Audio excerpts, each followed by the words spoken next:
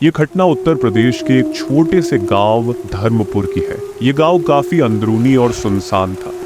मैं और मेरी गर्लफ्रेंड वहां घूमने और इस इलाके को समझने आए थे, क्योंकि हम सोच रहे थे कि शायद यहाँ रहना अच्छा रहेगा। इलाका बहुत शांत और खुला था, जो हमें काफी पसंद आया। श्रेया घुड़सवारी की शौकीन थी और हम एक ऐसा घर ढूंढ रहे थे जहां उसके घोड़ों के लिए एक अच्छा सा अस्तबल बना सके। हमने उस दिन कई प्रॉपर्टीज देखी और उसके बाद गांव की सड़कों पर घूमने लगे। तभी हम एक छोटे से चर्च के पास से गुजरे, जो सड़क किनारे स्थित था। चर्च के बाहर कई गाड़ियां खड़ी थीं, ज्यादातर पुरानी दिख रही थीं। श्रेया ने मेरा कंधा हिलाते हुए कहा, चलो यहाँ अंदर चलते हैं और देखते हैं कि क्या यहाँ प्रार्थना हो रही है। मैंने गाड़ी पार्क की और हम चर्च के अंदर चले गए। अंदर जाते ही माहौल बहुत अजीब सा महसूस हुआ। चर्च छोटा था, जैसा हमने सोचा था, लेकिन वहाँ बैठे लोग हमें कुछ अनजान और रहस्यमय से लगे। करीब 20 लोग वहाँ मौजूद थे, लेकिन कोई भी महिला नहीं थी सिवाय श्रेया के। हम दोनों को ये बात बहुत अजीब लगी।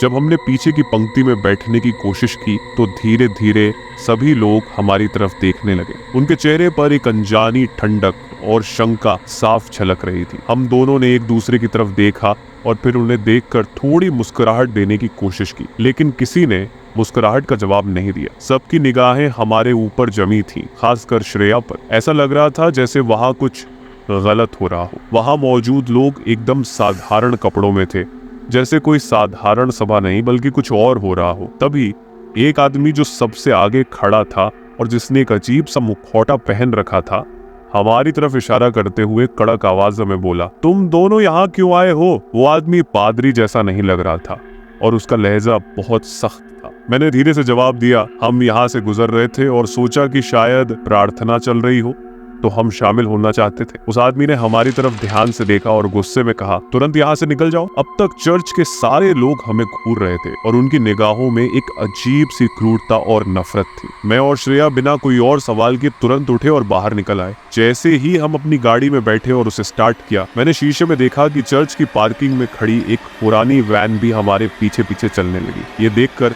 हमें और ज्यादा डर लगने लगा। हमने तुरंत गूगल मैप्स पर नजदीकी पुलिस स्टेशन की लोकेशन निकाली और उसी दिशा में गाड़ी दौड़ा। वो वैन लगातार हमारी गाड़ी के पीछे पीछे चलती रही, लेकिन जैसे ही हम पुलिस स्टेशन की पार्किंग में पहुंचे, वह वैन बिना रुके आगे निकल गई। हम दोनों ने चैन की सांस ली और उस गांव से वापस अपने शहर लौट आए। उस दिन के बाद हम कभी भी उस इलाके में वापस नहीं गए। हमें अब भी नहीं पता कि उस चर्च में क्या हो रहा था, लेकिन इतना तय था कि वह कोई साधारण प्रार्थना सभा नहीं थी।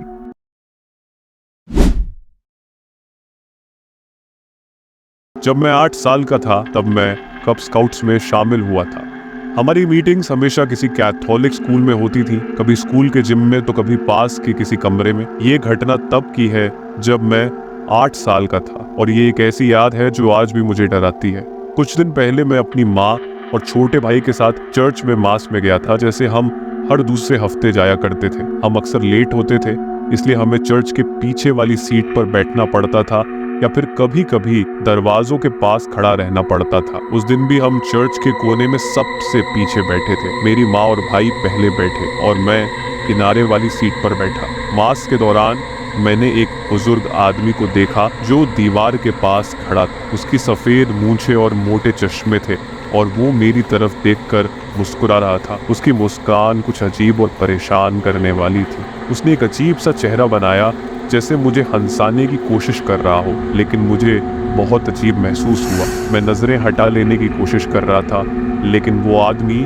बार बार मुझे घूर रहा था और फिर से वही अजीब चेहरा बना रहा था। मेरी माँ ने भी उसे देखा और मुझे कहा कि उसकी तरफ ध्यान न दो। उन्होंने उसे गुस्से भरी नजर से देखा और जब मैंने दोबारा उसकी तरफ देखा तो वो आदमी वहां से जा चुका था। थोड़ी देर बाद जब हम सामूहिक प्रार्थना के लिए आगे गए और वापस अपनी जगह पर लौटे तो वो आदमी फिर से उसी जगह खड़ा था और अब भी मुझे घूरते हुए मुस्कुरा रहा था। माँ ने इसे फिर से देखा और इस बार हम प्रार्थना के बाद तुरंत चर्च से बाहर निकल गए। माँ ने रास्ते में कहा कि उन्हें वो आदमी कुछ सही नहीं लगा, खासकर जिस तरह से वो मुझे देख रहा था। अब मैं आपको बताता हूँ कि ये सब बाल मित्र संघ की मीटिंग से कैसे जुड़ा। हमारी मीटिंग के आखिर में अक्सर कुछ मजेदार खेल होते थे। उस दिन एक अफसाने की खोज उनका खेल चल रहा था। हमें कई सामान ढूंढने थे, जैसे प्राथमिक चिकित्सा किट, रस्सी और टॉर्च। हमें 2 टीमों में बांटा गया था और जो टीम सबसे ज्यादा चीजें ढूंढ लेती वो जीत जाती। मैं और मेरी टीम इधर उधर दौड़ रहे थे, जिम से लेकर कैफेटेरिया तक हर जगह सामान ढूंढने की कोशिश कर रहे थे। मैं एक तंग गलियारे में पहुंच गया जो कैफेटेरिया के पीछे था। वहां एक आइसक्रीम फ्रीजर रखा था। मैंने सोचा कि शायद मुझे यहाँ कोई सामान मिल जाए, लेकिन अंदर सिर्फ आइसक्रीम पॉप्स रखे थे। मुझे शरारत सूझी और मैंने एक आइसक्रीम पॉप निकाल लिया। जैसे ही मैंने आइसक्रीम उठाई, मुझे एक मर्दाना आवाज सुनाई दी। मैंने देखा कि वही आदमी जो चर्च में था अब वहां खड़ा था और मुस्कुरा रहा था। उसने कहा, इसे चोरी मत करना, किसी को मत बताना।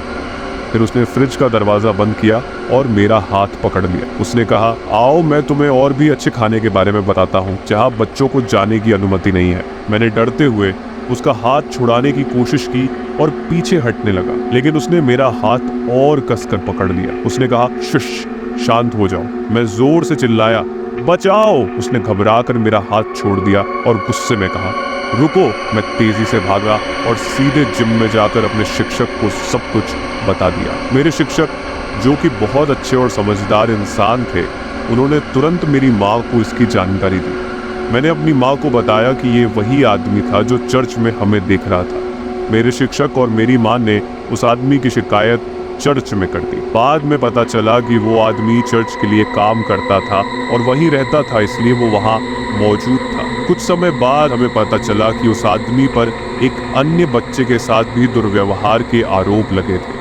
मुझे सोचकर घिन आती है कि अगर मैंने उसका हाथ नहीं छुड़ाया होता तो वो मेरे साथ क्या करने की कोशिश करता। मुझे नहीं पता कि उस आदमी को सजा मिली या नहीं, लेकिन चर्च ने उसे तुरंत निकाल दिया था। स्कूल के दिनों में मेरे 2 खास दोस्त थे, राहुल और मनीष। हम तीनों हर समय साथ रहते थे और मस्ती करने का कोई मौका नहीं छोड़ते थे। लेकिन जब स्कूल खत्म हुआ तो राहुल के पापा की नौकरी बदलने की वजह से उनका परिवार हिमाचल प्रदेश के एक छोटे से गांव में शिफ्ट हो गया। कई साल बाद, कॉलेज खत्म होने के तुरंत बाद, राहुल ने हमें अपने नए घर पर वीकेंड मनाने के लिए बुलाया। मनीष और मैं खुशी खुशी तैयार हो गए। हम वहां पहुंचे और तय किया कि आसपास की खूबसूरत जगहों और पहाड़ियों की सैर करेंगे। उस गांव के पास ही एक शांत बहती नदी थी जो हमें बहुत आकर्षक लगी। हमने सैर शुरू की, लेकिन कुछ घंटों बाद हमें एहसास हुआ कि हम भटक गए हैं। हमने सोचा कि नदी के किनारे चलते रहेंगे, लेकिन हमें समझ नहीं आ रहा था कि सही दिशा क्या है। वहां का जंगल बहुत शांत था और दूर दूर तक कोई इंसानी आवाज सुनाई नहीं दे रही थी। जंगल के बीच चलते चलते हमें एक पुरानी ईंटों से बनी इमारत नजर आई जो देखने में किसी छोड़े हुए मंदिर जैसी लग रही थी। उसके चारों ओर जंगली पौधे उगाए थे और वहां कुछ पुरानी गाड़ियां भी खड़ी थी। गाड़ियों की हालत देखकर लग रहा था कि वे बरसों से नहीं चली थी, जंग लगी और टायर भी फटे हुए थे।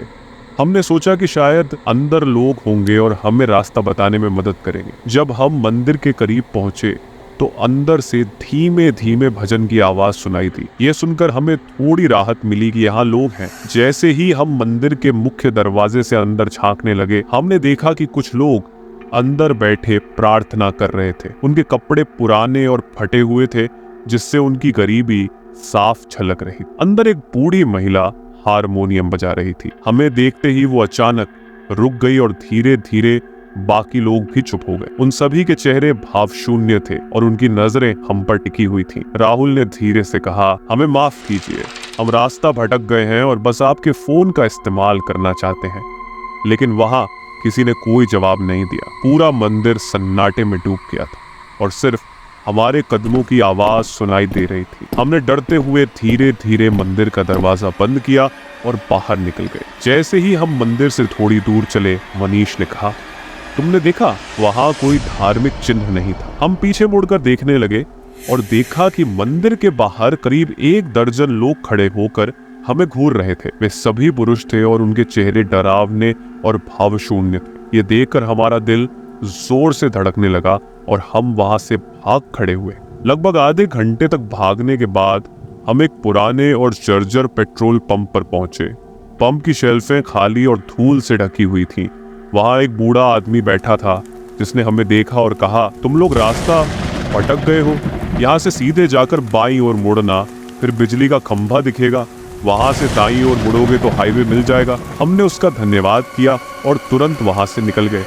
जैसे ही हम सड़क पर चलने लगे, मैंने पीछे मुड़कर देखा कि वो बूढ़ा आदमी हमें देख रहा था और उसके चेहरे पर एक अजीब सी मुस्कान थी। हम बिजली के खंभे तक पहुंचे और बताए गए रास्ते पर चलते रहे। थोड़ी देर बाद अंधेरा हो गया और हम हाईवे पर पहुंचे। कई गाड़ियों को रोकने की कोशिश की, लेकिन कोई नहीं रुका। सौभाग्य से एक पुलिस वाले ने हमारी मदद की और हमें घर तक छोड़ दिया। ये घटना कुछ साल पहले की है, लगभग 8 साल पहले, जब मैं और मेरे 2 दोस्त अमित और रोहित ने कुछ ऐसा किया जो आज सोचकर बहुत बेवकूफ़ी लगता है, लेकिन उस समय हमारे लिए ऐसी ही चीज़ें मज़ेदार हुआ करती थी। अब हम अमित से ज़्यादा बात नहीं करते, लेकिन रोहित और मैं आज भी एक दूसरे से बातचीत करते हैं और इस घटना को अक्सर याद करते हैं। हम 19 साल के थे और मध्य प्रदेश के एक छोटे से कस्बे में रहते थे, जहाँ कई खाली पड़े मकान थे। कस्बे के किनारे एक पहाड़ी पर एक पुराना छोड़ा हुआ चर्च था। लोग उस चर्च के बारे में जानते थे क्योंकि वो एक बंद सड़क पर था और काफी सालों से वीरान पड़ा हुआ था। अब वो चर्च अभी भी खड़ा है या नहीं मुझे पता नहीं, क्योंकि अब मैं पुणे में रहता हूँ। अमित, रोहित और मैंने योजना बनाई कि क्यों न उस चर्च में जाकर कुछ डरावना किया जाए। रोहित के पास एक ओइजा बोर्ड था जिसे हम चर्च ले गए। ये अक्टूबर का महीना था और हमने इसे भूतिया मौसम का हिस्सा माना। रोहित ने बोर्ड और कुछ मोमबत्तियां अपने बैग में रख ली और मैंने गाड़ी निकाली। पहले हमने अमित को उठाया और फिर रोहित को, और हम सीधा चर्च की ओर बढ़ चले। चर्च की सड़क बंद थी तो हमें गाड़ी सड़क के किनारे पार्क करनी पड़ी और वहां से पैदल चलना पड़ा। जब हम पहाड़ी के ऊपर पहुंचे तो चर्च का दरवाजा थोड़ा खुला हुआ था।